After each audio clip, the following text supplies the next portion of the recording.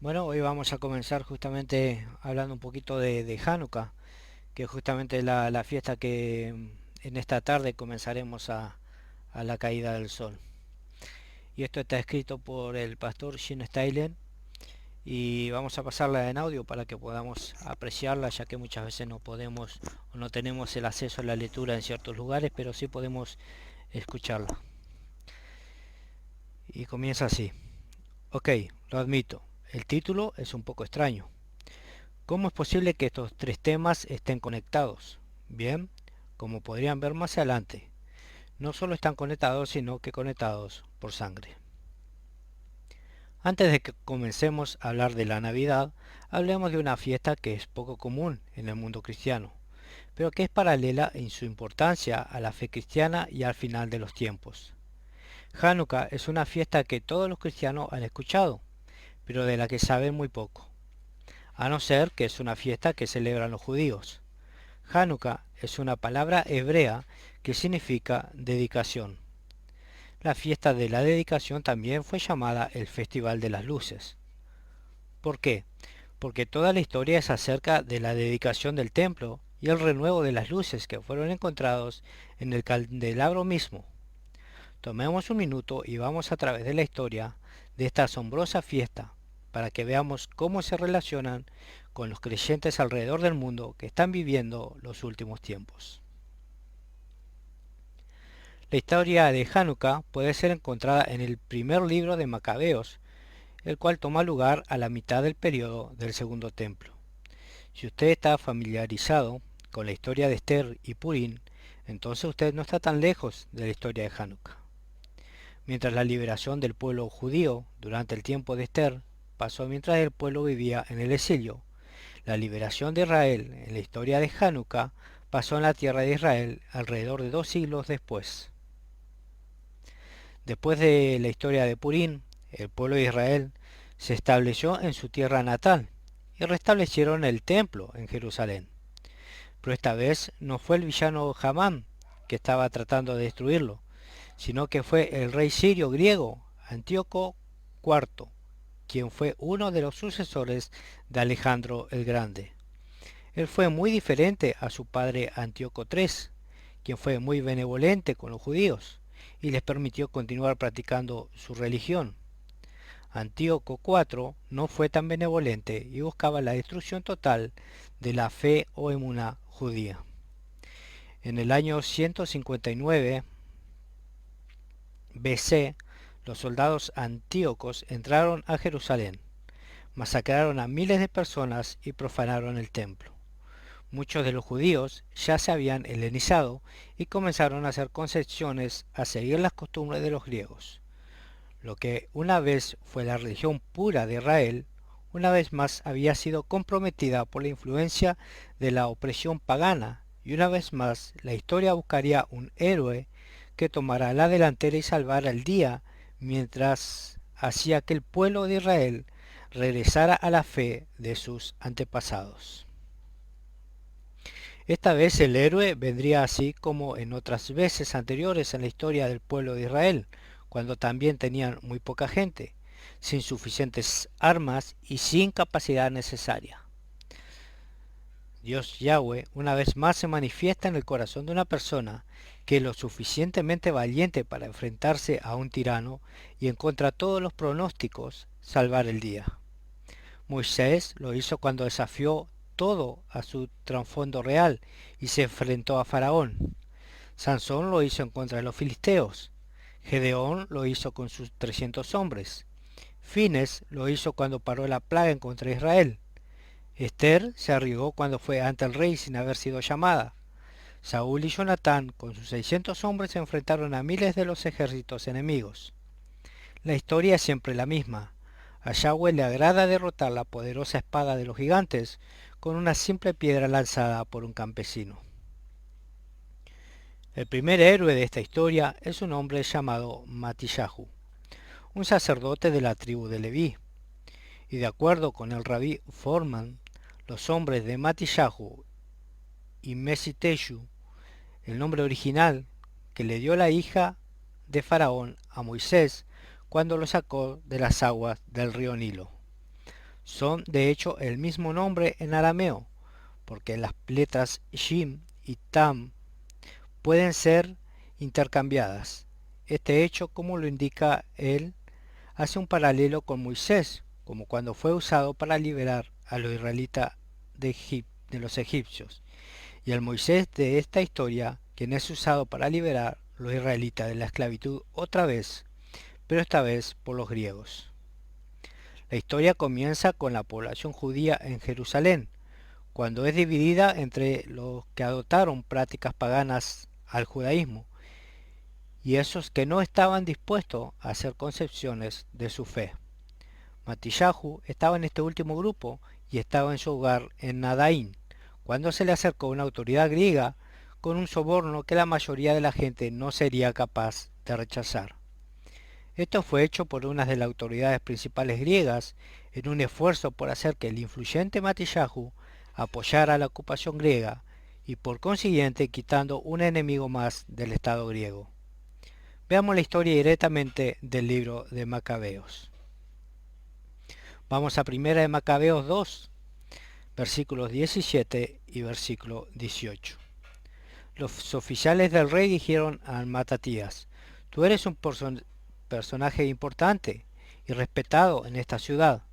Tú tienes hijos y hermanos que te siguen. Ven tú, el primero, a obedecer las órdenes del rey, tal como lo han hecho todas las naciones, los jefes de Judá y los que se quedaron en Jerusalén. Si lo haces tú y tus hijos, serán admitidos entre los amigos del rey y serán recompensados con oro y plata y con muchas otras cosas. Vemos que Matillahu aquí en las escrituras está transliterado como Matatías, si no me equivoco. Entonces a Matillahu se le acercaron y le ofrecieron un trato que le daría fama y fortuna y una vida muy tranquila. Estoy seguro que algunos de nosotros hubiéramos pensado acerca de este asunto por un día o dos. La mayoría lo hubiéramos aceptado allí mismo. Pero este era un gran momento, tipo Gedeón, Sansón, Moisés, Esther y Jesús y Yeshua. Una crisis de creencia. ¿Qué haría él? ¿Quién era él? Después de todo eso, es lo que ellos realmente estaban probando, su identidad. ¿Se consideraba a sí mismo un sacerdote de Yahweh, el Dios de Israel? ¿O era solamente un trabajo? Este era el momento cuando esa pregunta iba a ser contestada. Moisés tuvo el mismo momento cuando él tuvo que decidir antes de matar al egipcio si era hebreo o si pertenecía al palacio egipcio. Como creyentes, somos comúnmente requeridos a tomar este mismo tipo de decisiones. ¿Vamos a las cosas bíblicas de manera bíblica o vamos a seguir las masas en su manera religiosa? Es fácil navegar en la misma corriente de todos los peces, pero tomar una postura frente a lo que es correcto requiere un corazón para Yahweh y mucho valor, que es lo que hace falta al día de hoy.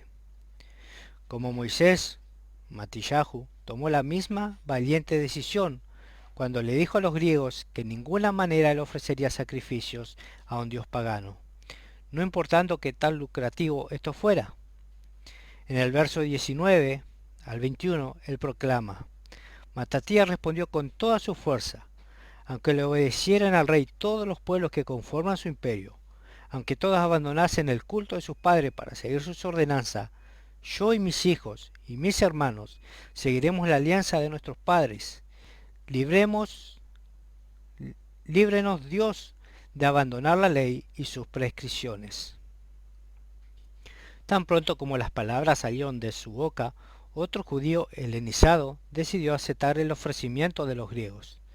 Desafortunadamente para él, la furia Matillahu se desató sobre él para detenerlo y matando a este apóstata y al oficial real quien lo estaba forzando a ofrecer sacrificios paganos. Y exactamente como Moisés, este hecho causó que él huyera con sus 5 hijos para salvar su vida. Cuando él estaba huyendo, él exclamó. Luego Matatías salió gritando por medio de la ciudad: los que quieran defender la ley y continuar con la alianza, que me sigan. Primera de Macabeos 2, 27.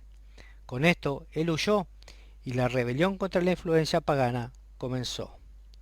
Matillahu, o Matatía, continuó liderando la rebelión en una gran escala en contra de la monarquía seleucida hasta que murió en el 166 BC. Su hijo Judas Macabeo, llamado el Martillo, tomó su lugar. Ellos ganaron aún cuando ellos tenían una diferencia de 6-1, y Judá clamó a Yahweh. Al ver este poderoso ejército, hizo también oración. Tú eres bendito, tú que salvas a Israel, tú que hiciste fracasar el ataque del poderoso guerrero por medio de tu servidor David. Tú entregaste el campamento de los filisteos en mano de Jonatán, hijo de Saúl, y su escudero. Pon pues ahora ese ejército en manos de tu pueblo Israel. Que se sientan avergonzados de sus tropas y su caballería. Siembra el pánico en sus filas. Desarma la confianza que tienen en sus fuerzas y en su derrota los desaliente. Haz que caigan bajo la espada de los que te aman y que los que conocen tu nombre te alaben con cánticos. Primera de Macabeos 4, del 30 al 33. Así como sucedió en el Mar Rojo, Yahweh intervino milagrosamente. Judá y su ejército rebelde derrotaron a los sirios y los sacaron de Jerusalén. Pero un inmenso daño fue hecho a ambos, la ciudad y especialmente al templo. Judá y sus seguidores lo repararon, limpiaron los lugares santos y colocaron la menorá de regreso en su lugar para que proveyera la luz que era necesaria para continuar con el servicio sacerdotal. Ellos rededicaron el templo y declararon este evento de 8 días una fiesta anual, comenzando el día 25 del mes hebreo de Kislev, usualmente lo que nosotros llamamos diciembre, para celebrar la liberación del pueblo de Elohim de las garras del paganismo. ¿Por qué 8 días? El Talmud dice que la razón por la que son 8 días es porque un milagro ocurrió con el aceite cuando los macabeos rededicaron el templo. La historia dice que aunque ellos tenían aceite para mantenerla encendida solo por un día, se mantuvo encendida por 8 días. Esta fue una historia que ellos hicieron para permitirle a los judíos celebrar esta fiesta tan popular cada año, porque ellos tenían una ley que decía que ellos no podían celebrar victorias militares. La mayoría de los judíos saben que esta historia es solamente una historia, pero la mayoría de los cristianos no la saben. La mayoría de los estudiosos creen que es porque los judíos no les era permitido celebrar los 8 días de la fiesta de Sukkot, tabernáculos, que durante la guerra contra los sirios ellos escogieron 8 días por esa razón. Otros dicen es que porque la Torá dice que la inauguración de un sacerdote toma 8 días. Cualquiera que sea la razón, esta fiesta se celebra alrededor del mundo con el enfoque de la luz, el menorá dorado en el templo. Esta es la razón por la que se llama Festival de las Luces. Para conmemorar la fiesta, una menorá de 9 brazos es usada en lugar de la tradicional de 7 brazos que es usada en el templo. 8 de los brazos representan los 8 días de las fiestas, y el noveno brazo es el agregado como el Shemash, y es la que enciende el resto de las candelas. Regresemos a la asombrosa conexión espiritual más adelante en este artículo. Antes de que descubramos la conexión que tiene con el anticristo, veamos algunas más obvias y sorprendentes conexiones que pueden ser extraídas de esta increíble historia. Primero que todo, Yahweh dice que nosotros somos el templo de la Ruach, del Espíritu Santo. 1 Corintios 3:16. Y así como el templo original en Jerusalén está constantemente bajo ataque de la influencia pagana y de fuerzas extranjeras de las tinieblas, los poderes espirituales de la maldad mencionados en Efesios 6:12 están constantemente tratando de entrar a nuestro templo para profanarlo y dejarlo inutilizable para el Altísimo. Antes de que una persona venga a Cristo, su templo ha sido comprometido y usado para dioses extranjeros de este mundo. Pero así como él ha hecho muchas veces antes, El Padre vio esta catástrofe y envió un héroe para salvar a su pueblo una vez más, su Hijo Jesús, o en hebreo, Yeshua, quien es nuestro Mesías. Yeshua se ofreció a sí mismo como un sacrificio para la gente, permitiéndole a esos templos profanados ser libre de la invasión extranjera y limpiándolos de toda inmundicia de sus vidas anteriores. Así como Judas Macabeo, Yeshua, el verdadero martillo, aplastó la cabeza de la serpiente antigua llamada Satanás y liberó a la humanidad entera en el proceso de su clamor, y su clamor fue el mismo que el de Judas: si me amas, guardad mis mandamientos. Juan 14:15. Juan lo dijo de esta manera en 1 Juan 5, 2 y 3. En esto sabemos que amamos los hijos de Elohim, cuando amamos a Elohim o a Dios y guardamos sus mandamientos. Porque este es el amor de Dios, que guardemos sus mandamientos, y sus mandamientos no son gravosos.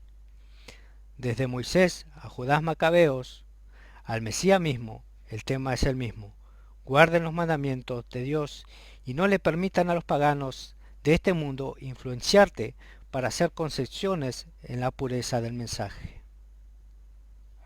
También podemos tomar de esta historia que la identidad lo es todo. ¿Quiénes somos realmente? ¿Qué es lo que nos define como creyente? ¿Somos definidos por la cultura, nuestra tradición religiosa o por la palabra pura de Yahweh? Cuando Matillahu o Matatías se enfrentó con esa concepción, él escogió permanecer en la palabra que creó el testimonio. ¿Con cuánta frecuencia nos enfrentamos con la decisión de asimilar o permanecer firme en nuestra fe? Puede que nuestras decisiones no sean tan extremas como las que enfrentó Matillahu, pero siempre estamos llamados a hacer las cosas bíblicas de manera bíblica o a aceptar las cosas como se nos han enseñado de generaciones anteriores. Si Matillahu no se hubiera comportado de una manera firme, con un espíritu sin compromisos, una generación entera hubiera crecido creyendo que así como nosotros servimos a Dios, sin darse cuenta que no estaban sirviéndole a Él de la manera que Él lo había dicho. Matillahu y su hijo Judas Macabeo son ejemplos inspiradores de verdaderos héroes con una devoción real al verdadero Dios. Este tipo de héroe que nuestros hijos deberían admirar y nosotros como adultos deberíamos de aspirar. La historia de Hanukkah nos trae una historia de valentía, espíritu firme, devoción y la derrota de las tinieblas a través del poder de la luz de un hombre. Hay una razón por la que cada vez que más y más cristianos alrededor del mundo están escogiendo celebrar Hanukkah en sus hogares cada año cuando ven la conexión espiritual con el Mesías y toda la profundidad de la riqueza en el simbolismo, que no tiene su raíz en lo material o secular. El poder de hacer de nuestros hogares unos microcosmos del templo y adornar nuestras mesas y nuestras ventanas con el símbolo de la antigua menorá, que simbolizado a Jesús y Yeshua mismo, permite un testimonio de que esta casa ha sido limpiada y estamos dejando que nuestras luces brillen ante los hombres una vez más. Esta es una fiesta que se ha convertido en una de las favoritas de mi familia y una de las que me ha permitido ver su nacimiento como una luz totalmente diferente. Hay muchas más conexiones que veremos en la siguiente parte de este artículo, y a medida que exploremos ambas conexiones con Yeshua y el Anticristo, nos tomaremos el tiempo de descubrir exactamente cuándo el Mesías concebido, cuándo exactamente nació y cuándo no nació. Manténgase en contacto con la parte 2 de esta enseñanza. Y les saluda acá Rubén Pintos, desde Ministerio Cerca del Cielo Salto, Uruguay, y esto fue escrito por el pastor Jim Stanley. Y desde ya le agradecemos por este mensaje, y bueno, lo transferiremos para que usted pueda apreciarlo y descubrir las conexiones que aquí se encuentran.